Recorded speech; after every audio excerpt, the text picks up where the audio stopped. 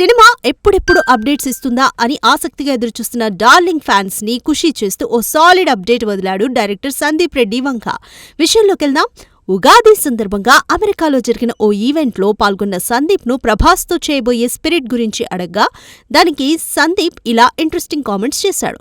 ప్రస్తుతం తాను spirit cinema కోసం మెక్సికోలో లొకేషన్స్ ను వెతుకుతున్నానని, తాను ఆ పని మీదే ఉన్నానని చెప్పాడు. దీంతో ప్రభాస్ సినిమా కోసం లొకేషన్స్ వెతుకుతున్నానని సందీప్ చెప్పిన మాటలు ఇప్పుడు సోషల్ మీడియాలో వైరల్ అవుతున్నాయి.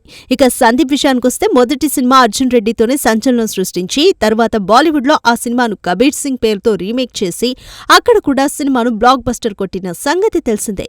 ఇక రణ్వీర్ సింగ్ తో చేసిన యానిమల్ బాక్సాఫీస్ ను ఏ రేంజ్ లో షేక్ చేసిందో చెప్పనక్కర్లేదు. చూడాలి మరి భారీ అంచనాలు పెట్టుకున్న స్పిరిట్ బాక్సాఫీస్ ని ఏ రేంజ్ లో షేక్ చేస్తుందో. For more videos like this, subscribe Big TV channel.